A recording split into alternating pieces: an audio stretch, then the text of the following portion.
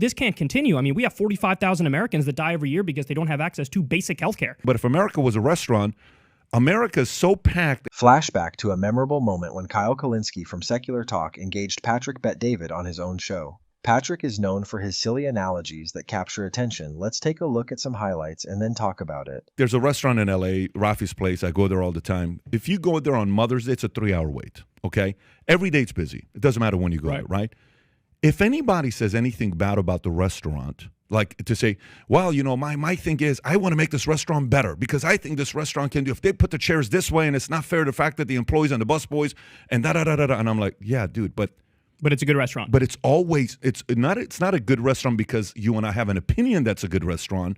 It's a good restaurant because it's always flipping packed. But if America was a restaurant, America is so packed and it's got a waiting list that if it's so bad with the existing ideas that it has, why do so many people still want to come here and not anywhere else? Before we hear Kyle's response, it's crucial to highlight that many individuals are seeking refuge in countries beyond the United States. For instance, Germany boasts one of the highest immigrant populations globally, while Saudi Arabia is home to approximately 3 million immigrants. Additionally, France has an astounding 9.5 million immigrants residing within its borders. There's a very simple answer to that question, which is if you look at the places that a lot of these people are fleeing, they've been absolutely obliterated. They've been destroyed. So a lot of these countries have been ravaged by the drug war, whether it's, I think in Honduras, I read a fact a couple years ago, in Honduras, there's more violence than there was in Iraq at the peak of the Iraq war. So it's a pretty crazy place. I'm going to try to flee that. Yeah. I don't know about you. I'm trying to flee that. I'm going to try to take care of my kids. When Portugal implemented its groundbreaking drug policy reform in 2001, decriminalizing the possession of small quantities of drugs, the nation experienced a significant decrease in drug-related deaths without a corresponding increase in violent crime. This approach, which shifts the focus from criminalization to public health, has demonstrated considerable success. By removing drugs from the control of criminal organizations and instead regulating their production and distribution, countries around the world have seen positive outcomes in terms of reduced harm, decreased addiction rates, and more effective resource allocation for treatment and prevention programs. But it's not just Honduras or Mexico. It's like, okay, you're half Italian and you're half Polish. Is it Polish or? Yeah. So my mom's mom is from Italy, basically, and on my dad's side, it's more of my last name Kulinski is a Polish last name, but I think it's a little more confusing than that. You got a little bit of everything. Yeah, I got a little bit of everything. Okay, but I mean, even think you take your Italian, right? You take Jews, you take anything else you take. If America is so bad that some people sell it as being so bad, why do people keep coming here? The influx of immigrants to the United States does not indicate a superior system compared to other developed nations. Rather, it stems from established migration routes through Mexico. Many developed countries are also facing significant immigration pressures as individuals seek refuge from difficult conditions in their home countries. If socialism or social democracy is so amazing, why don't people go to those countries first before they come here? Well, so I would say, number one, there is a refugee crisis in a lot of those countries. There are people kind of pouring into those countries. Germany, Sweden, Finland, and Norway have all seen higher immigration rates. Germany had over 350,000 asylum seekers in 2023 alone.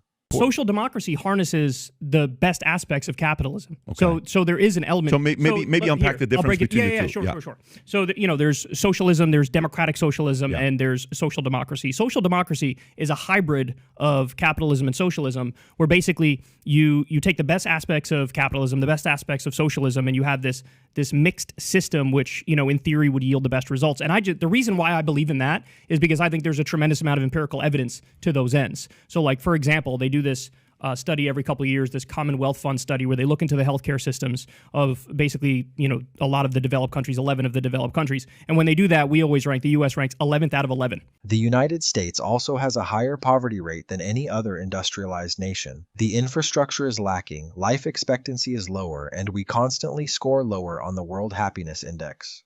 I believe in, like I said, universal healthcare, universal education, or trade school. You should have your choice, and I think they do that in Germany. They give you an option. You want to go to trade school or you want to go to college. I just hate this notion that in this country, some people come out of college and they're $80,000 in debt, and they're like, well, what the fuck do I do now? And I can't even pay this back. And then they got to go take a job where they're way overqualified to even take that job. I think that's fucked up. I just think there shouldn't be such a thing as medical debt or school debt. And I don't think these ideas are all that radical. I think most people would agree with this, even people who would consider themselves capitalists. So, okay, nationalized college. So I guess the question goes back to the following. If I got $1 billion and you have a choice between giving $1 billion to free enterprise, okay, let's give $1 billion to Elon. Let's give $1 billion to Musk. To Bezos. Let's give $1 billion to whoever that's in the free market. Take any of the top 200 guys that made it from zero to there, okay? Give $1 billion to them. Versus giving $1 billion to the U.S. government and say, here, go see what you can do with $1 billion. Who do you trust will do more with that $1 billion?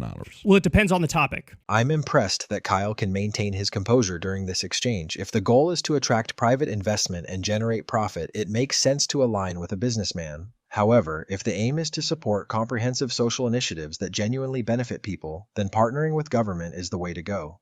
I'm a regular guy. There's nothing about me that I'm coming with family money, any of this stuff. Sell me the dream. Hey, Patrick, you ought to one day, ...